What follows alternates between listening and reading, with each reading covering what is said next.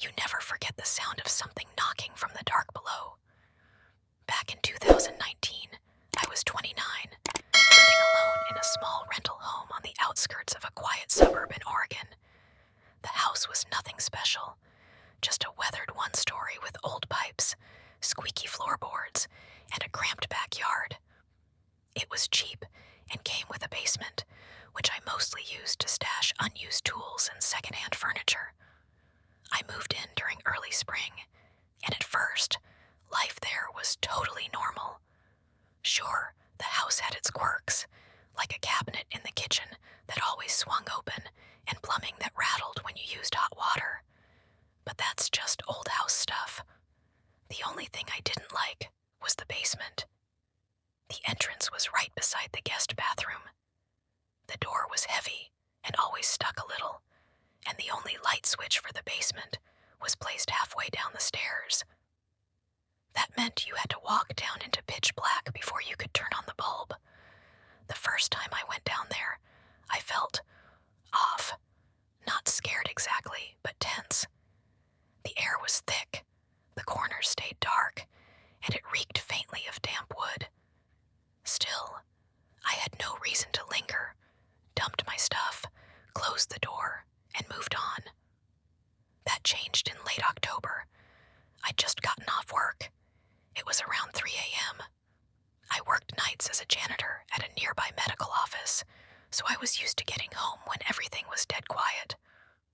I was heading to the bathroom when I heard a soft knock, 3 gentle taps, coming from the basement door. I froze. At first, I thought it was the pipes, or maybe the house shifting. But as I stood there, holding my breath, it happened again. 3 knocks, this time clear and deliberate. I backed away slowly and just stared at that door. Nothing happened. No more noise. I whispered, "It's just an old house," trying to convince myself, but I didn't open the door.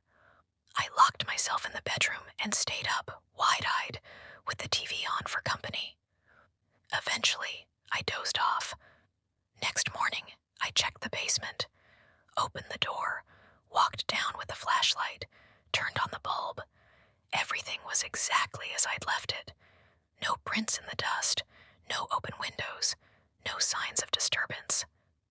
I told myself it was just my imagination, maybe a squirrel in the wall, or some pipe clanking strangely. I moved on, but then it happened again.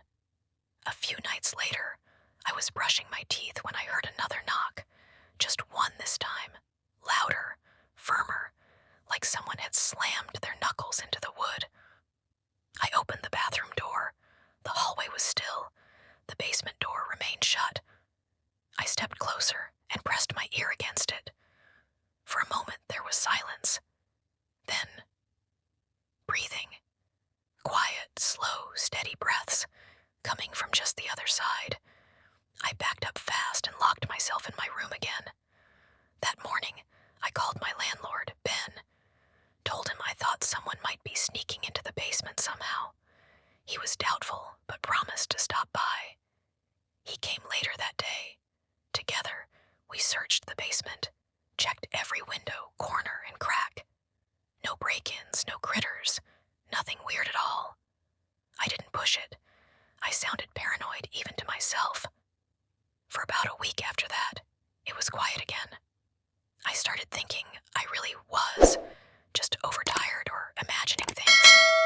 But then one night, around 2 a.m., while watching a movie, I heard the unmistakable creak of the basement door opening.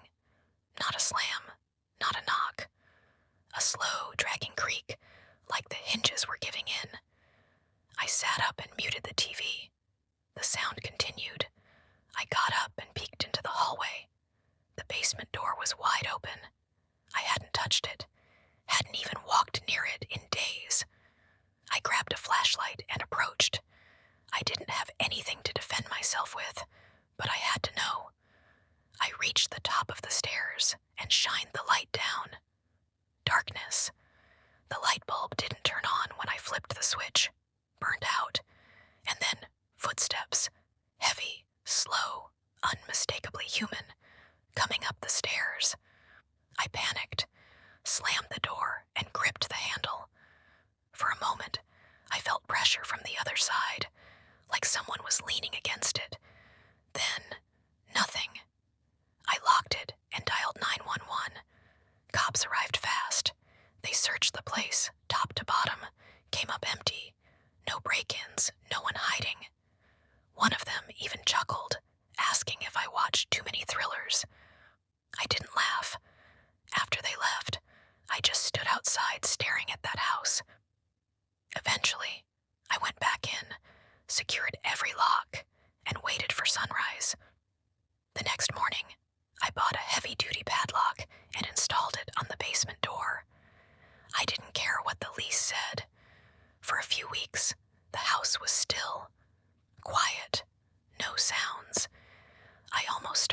believe it was over.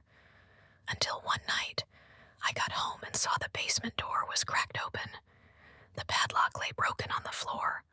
I stood there frozen. I hadn't gone near that door in weeks. Then it hit me. Every single time it happened, I'd been alone, and it had always been at night. I didn't go down. I couldn't. I packed a small bag, left, and stayed at my cousin Lila's for a few days. When I came back, I nailed that door shut, literally hammered wooden planks across it. I didn't even care what the landlord thought. I wedged a chair beneath the knob and refused to touch it again. A few nights later, around 3 a.m., as I was trying to fall asleep, I heard something I still can't forget. A voice. Not words, not even a whisper. Just the low, throaty rumble of vocal cords. It came from beneath me.